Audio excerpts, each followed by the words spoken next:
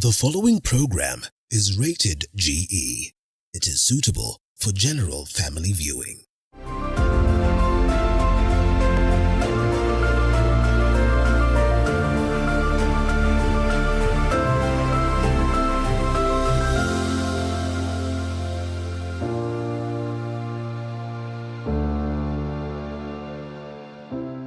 Matumaini yangu kwamba mzima popote pale ulipo. Another day of Mfahamu Kiongozi. Hii leo nimekuja kwa Seneta Allan Chesang. Nimeambiwa yuko ndani. Yupo hapa katika garden. Tukipata kusikia maisha yake. Yuko namna gani? Alizaliwa wapi? How is everything? Away from politics, away from every other thing that you know. Tupate kujua life ilikuwa namna gani. Familia maisha ya watu wangapi. Tunajua he's a young baller. Yes, tujue ni kipi ambacho alifanya tofauti. Asante sana Mwesh. You're not a young baller. No, you are. No, a baller, no. For now. Yeah. That is where you are. How are you? Thank you very much. Karibu. Fiti, asante sana. Na ujue nimekutafuta miaka. I know. That is really sad, you know. Pole. I've been extremely busy and you know. Umekuaje? Salama kabisa, tunashukuru Mungu. Yeah. This is your home? This is my home. Yes. Your humble home. My humble home. It's a beautiful place. Thank you. All right, niambie. Tunajua young senator. Yes. Tunajua a businessman because we read that in mitandao. Lakini ulizaliwa wapi? Life ilikuwa namna gani? Mimi nilizaliwa mahali inaitwa Nzoia, Kitale. Sijui kama umewahi kuwa huko.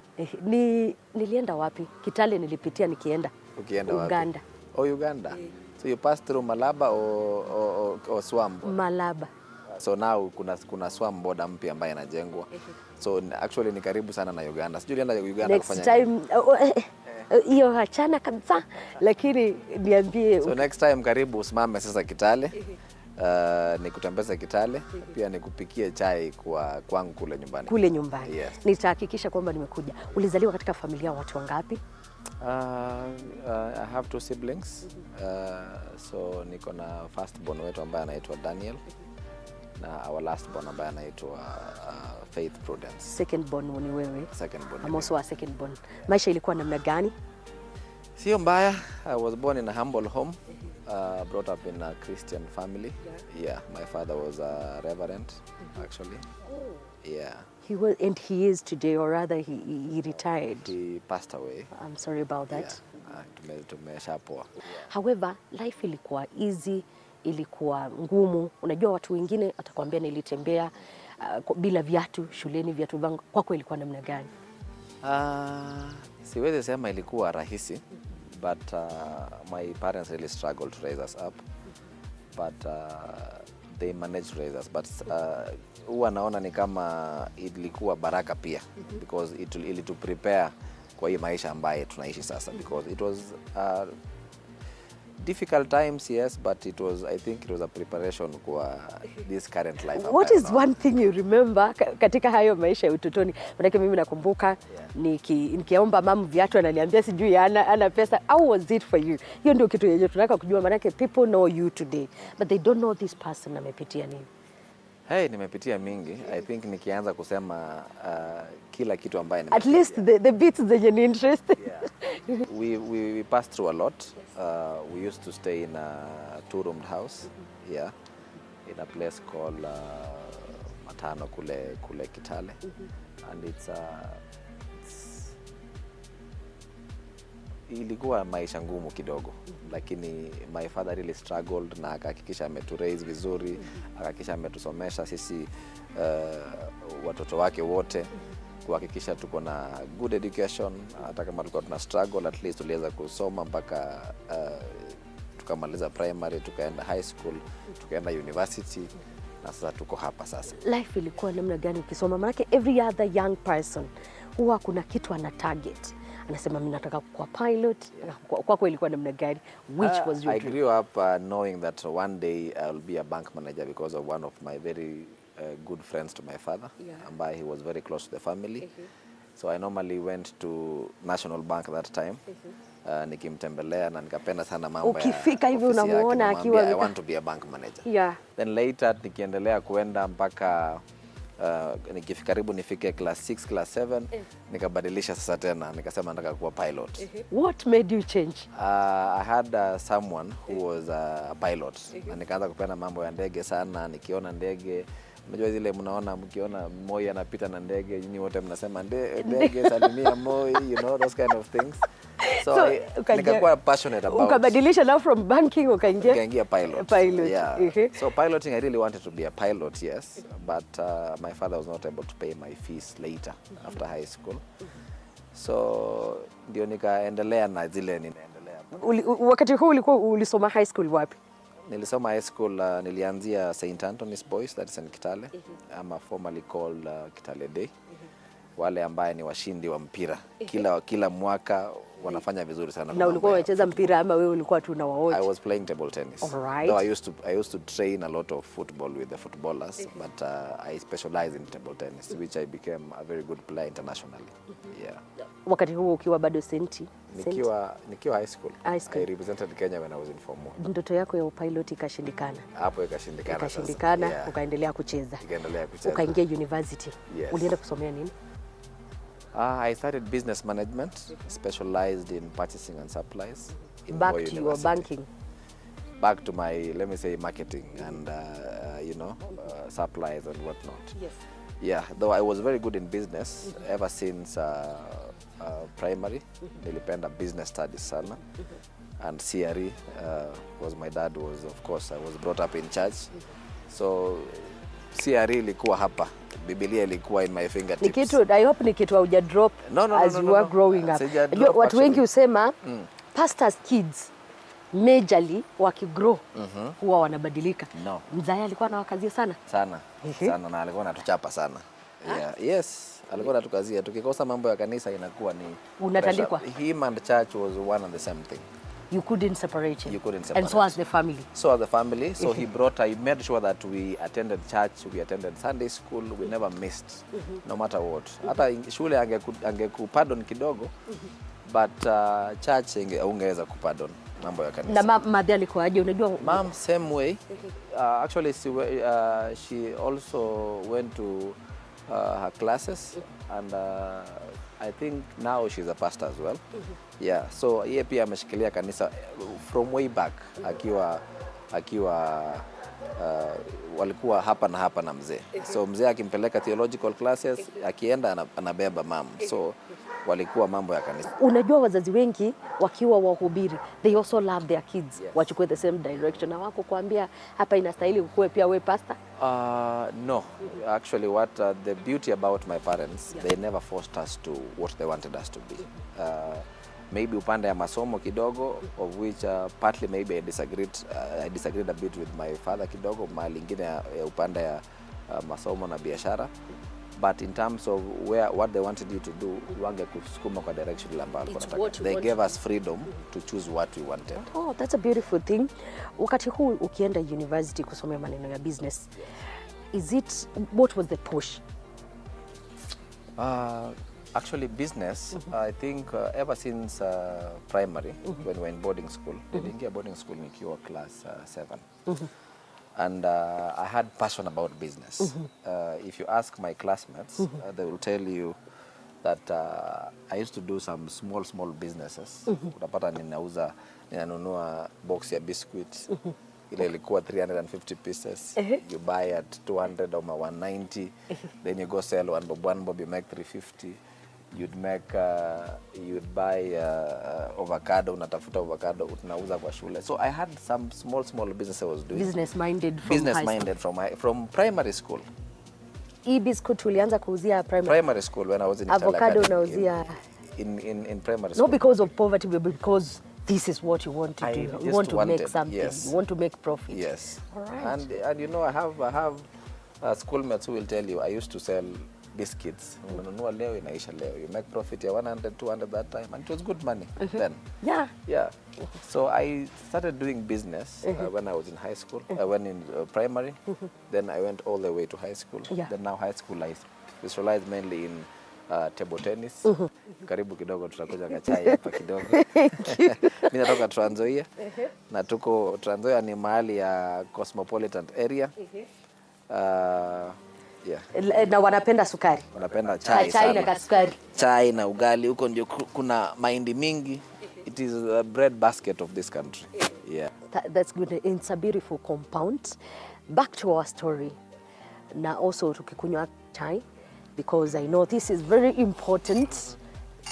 Niliambiwa na mamangu, mgeni akija kwako huwa lazima akikupea kitu ukubali. Yeah. Thank you. Do you exercise yourself? A lot. Oh, that is why you've kept this fit. A lot. And you see, actually, I am from the gym this morning. Yeah. Sawa, now I see. Yeah, so lazima exercise. Ni kama nitaanza kukuja hiyo gym yako. Iko hapa nyumbani au iko huko? No. Naenda gym hapa Village Market. Yeah. Hapo ndio unaenda. Back to our story. After kufanya hii biashara hapa university, who was your first employer ama ulijiajiri? If there is one thing I never did was being employed. That's why nilikwambia hapo I partly disagreed with my father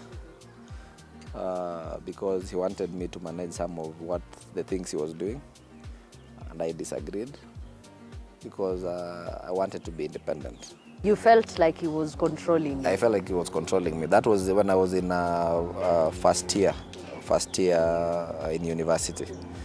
So I decided to draft a fake letter na nikamwambia nimeitwa internship Rift Valley Bottlers and I have to go. Did you say a fake letter? Yes, I did. On your own? On my own. I went to the cyber, I typed a fake letter, did a fake signature ya kwamba nimeitwa internship. So I had to leave home. Not knowing where you're going? Not knowing where I was going, and he refused to pay my rent in Eldoret. So he told me there is a uncle of mine who is a pastor in Eldoret, somewhere called Kapsoya, that I need to go and stay with him. And this is what you were running away from? This is what I was running away from. So I left. I had to go and stay with a friend. Did he ever know that you lied to him? Later I told him. Yeah, because there is one day we bumped into each other on the streets. When I was just frustrated, mtu alikuwa ameniita town. Then akazima simu. I didn't in Eldoret. So I didn't have money to go back home. So I had to window shop pole. Then I bumped into my father. And he was like, "What are you doing in town?" So I told him, Niko town, I'm looking for a job because I don't have even money to go to internship. And he had not paid your rent because he not paid my rent, he wasn't not giving me pocket money. So he actually, I think he just wanted me to go back home. So, but I didn't. Yeah, so later nikatafuta a cousin of mine, tukafungua CBO, tukaanza kutafuta grants from USAID. Yeah, and luckily, God blessed us, we got a grant from USAID. So we started doing, tukapatiwa upande ya Mount Elgon. That was time ya referendum. So tukaanza shughuli. So I went back home because USAID wanted us to hire cars, to hire PA system, and my father had. So nikaamua tu kuenda kuhire kwake. Somehow God made sure that you go back to your father. To my father, So I felt independent, So tukaanzia hapo pole with the CBO. We did so much with USAID, pole. But that time I was still playing table tennis as well. Oh. Internationally. So I used to make some few coins. Is it something you still pursue today? Because of time, I actually retired, though I still play for fun. For fun, but you retired. I know you're a business person and a smart one. Did it start from there or you expanded it from USAID business to other businesses? No, USAID, I did it kidogo, but business-wise, I've actually done business with the contacts I had in table tennis and the little money I made from table tennis. So I partly started doing clearing and forwarding because I had ideas. Yes, at the same time I was still training and pursuing table tennis in a very professional level. So I was hapa na hapa. Then apart from that, when I was in university, I was as well training schools in table tennis, just trying to make some few shillings hapa na pale. So I really tried clearing and forwarding, and actually it really shaped me, because nilikuwa natembea, go to interviews, visit offices, and it made me learn a lot in business, in terms of what image means in business, you know. So it made me do other things to get these businesses. How did you find yourself now from business to politics, and what interested you in joining politics? Politics, actually, I'm sure even many of my classmates and my friends they are still wondering how I went to politics, because I was very shy ever since from primary. I could not speak in front of many people, even 10, even 5. How did you then? So 2014 nilianza kuenda kusupport my friends who were in politics that time, MCS. Kaanza kuona venye inapigwa. Yeah, so I was just supporting them. I was buying materials for them, buying umbrellas for women, wasoko, buying 1 or 2, 3 things, just to support, giving some small cash. As I was helping them, as we were working together, then they would call me and they're like, there's one of your own also who is here, he wants to say hi. So nikaanza, I was still shy, could not speak in front of people, pole. But at the same time, I started now looking at the leaders that we had then, my member of parliament, and I'm like, they are not doing anything. You were disappointed in the leadership. I was so disappointed, and I was like, I felt like I was better than them. So I started asking myself, then if these people can be elected, then why can't I be elected? And I think I have interest of my constituency at heart that time. So nikaanza pole too, and in 2016, I decided let me run for the seat. So I went for a member of parliament seat in Kwanza, because that's my constituency. That's where I was born. Kule kwa Wanyonyi. Kwa Wanyonyi Ferdinand. So tukasukuma naye. I went as an independent candidate. Tukasukuma, yeah, and I became number 2. Then later on you came to senatorial. Later on I came to senatorial. That is because number one, I'd say I know Senate has nothing, there is no allocation, but I felt like being a member of parliament, I won't change much in Nzoia County. It is either being a governor of the county or being a senator of the county. So I thought Senate is the best platform for me to change the politics of Nzoia, or maybe for me to bring, to enforce any change that might, oversighting this member of parliament, oversighting the country. And especially now that we have devolution. Exactly. Away from so that. I felt I wanted to change the whole county, not just a constituency. And you ran for the first time and you got it. And here you are. Away from politics, are you married? Yes, I am. Oh, how did you meet? I know many people ask about that, but yes, I have someone. Though she's not comfortable in, the way many politicians expose their partner. She loves private. She loves her privacy and she loves her work. So I think she's never comfortable to be on the limelight. Yeah, and I'm okay with that. Also, it's a good thing for any leader who wants to go somewhere. I know that. How did you meet with her? In politics or before politics? Not in politics. Not in politics. Yeah. We've come a long way, and it's from way back.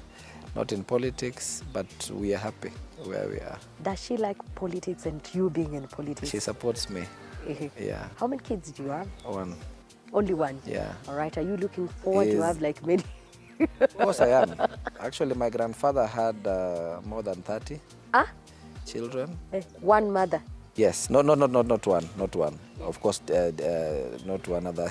Yeah. I hope then you will not go that And other way. I was named after him, so I think I'm doing poorly in terms of.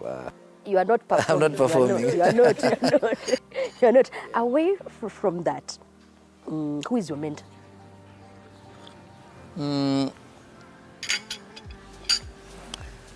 I'd say my mentor was my father. I think he's one person who really believed me and shaped me in the life that I'm living today.